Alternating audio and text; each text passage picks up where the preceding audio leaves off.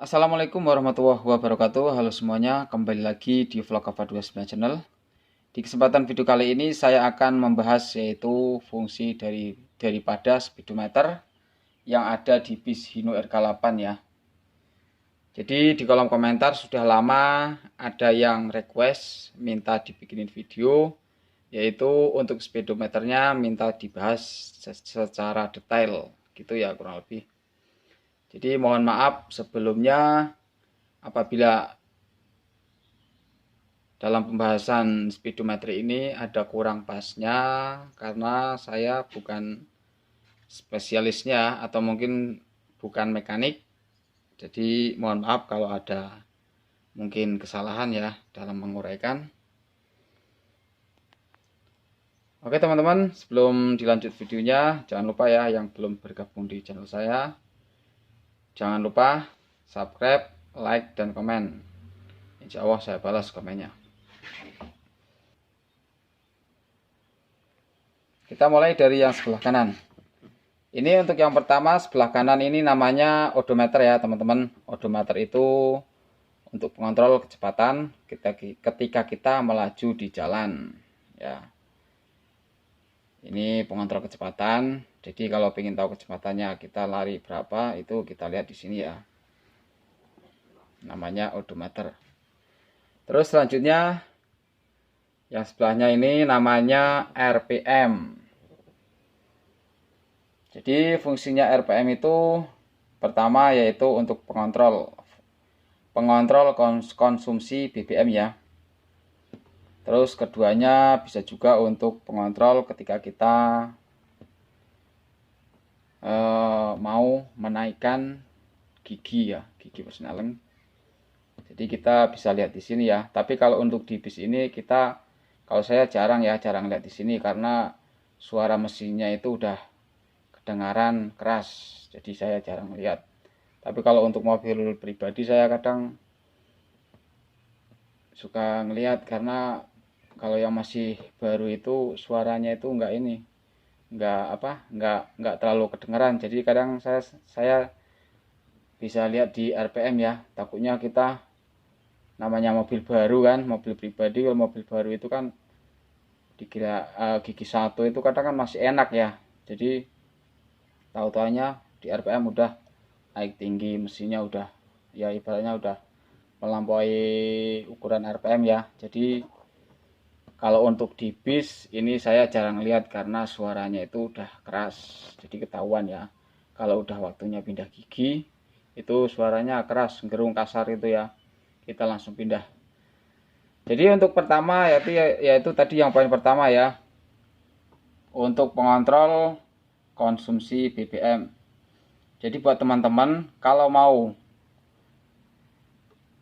BBM-nya irit, teman-teman diusahakan untuk jarum RPM-nya ini di bawah RPM 2000 ya. Nah, kalau udah di atas RPM 2000 ini udah mulai boros ya. Ini untuk di zona kuning ini untuk zona biru ya. Zona hijau ini ke bawah ini ukuran masih irit. Terus untuk di 2000 udah masih hitungan irit lah.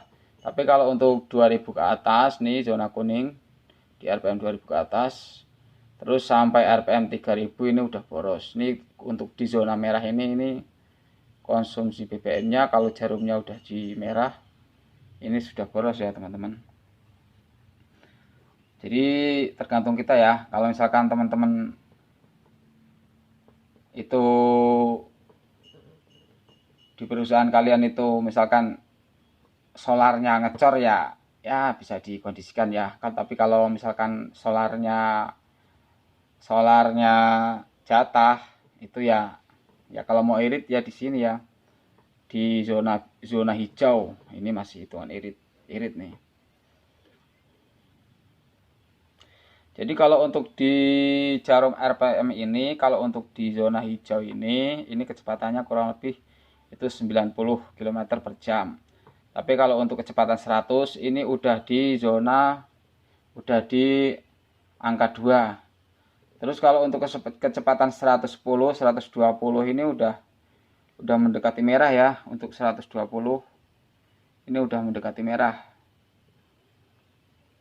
Terus kalau untuk 130 140 ini udah di zona merah. Jadi untuk kecepatan 130 140 ini udah di zona merah, itu udah boros. Tapi kalau untuk kecepatan 100 km per jam ini kurang lebihnya di RPM 2000 di angka 2 ini ya teman-teman.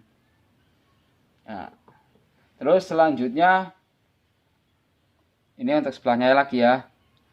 Jadi kalau ini namanya temperatur mesin. Jadi fungsinya untuk mengontrol keadaan mesin ya. Misalkan kalian, jadi ketika kalian mengemudi di jalan ini untuk ampere mesin ini sering kalian lihat ya. Sering kalian lihat. Jangan dicuekin aja ya teman-teman. Jadi kalau untuk normalnya ini jarum ini biasanya di tengah sini ya. Tapi kalau untuk udah di atas itu mesin udah hitungannya udah panas ya, udah ada inilah ya, sudah panas. Jadi kalau kalian ketika kalian mengemudi di jalan nih, kalau jarum temperatur mesinnya ini sudah di atas kuning ya, di atas kuning, apalagi kalau sudah nyampe merah, ini kalian mending ini ya kecepatannya dikurangin, terus kalian cari tempat yang aman dan kalian bisa minggir ya. Kalau jarumnya sudah sampai di merah, itu kalian minggir, terus kalian periksa ya. Jadi faktornya mesin panas itu ada beberapa faktor, antara lain yaitu bisa jadi panbel kendor ya, panbel mesin kendor atau putus. Terus bisa jadi air radiatornya bocor, kering ya, bisa jadi oli. Jadi kalau misalkan ini jarum ampere mesin ini sudah di atas kuning ya, itu kecepatan kalian harus dikurangi ya, dikurangi. Apalagi kalau sudah mendekati merah itu harus dikurangi. Terus kalian mencari tempat yang aman, kalian pinggirin mobilnya, terus dicek ya, buka kap mesin belakang, dicek. Barangkali ada kerusakan, panbel putus atau air radiatornya kering, itu harus dicek karena itu bisa berakibat fatal ya teman-teman. Terus untuk yang bawahnya ini yaitu ini pengontrol BBM ya, ini ada gambar pom bensinnya. Terus yang sebelahnya lagi, yang atas ini yaitu untuk pengontrol tekanan angin. Jadi kalau untuk mobil yang saya bawa ini biasanya kalau starter pagi itu tekanan ini jarum pengontrol anginnya itu di bawah ya. Tergantung tangkinya itu masih udah ada kebocoran apa belum. Kalau di selang-selangnya ada kebocoran biasanya habis kalau di pagi hari. Tapi kalau untuk mobil saya yang saya bawa itu kadang di sini.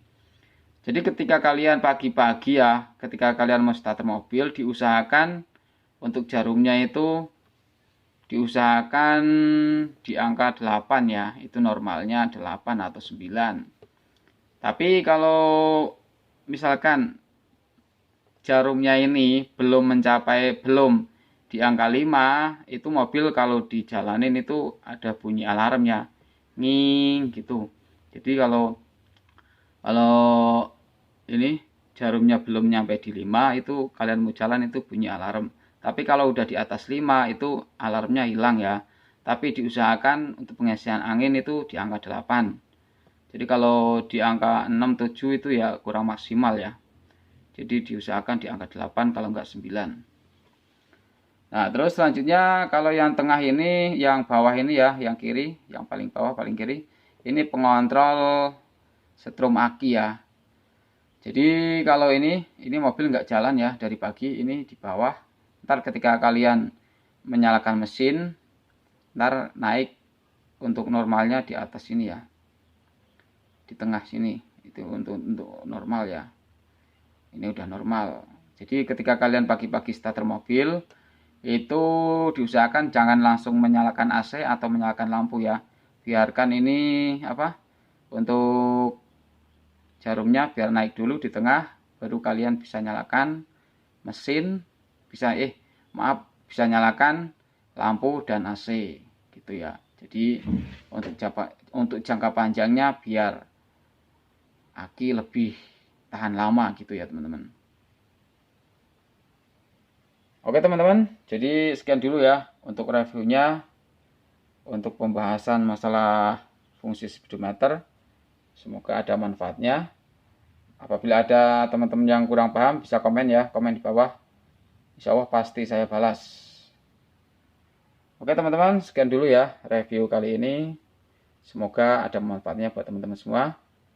Sampai ketemu lagi di video selanjutnya. Assalamualaikum warahmatullahi wabarakatuh.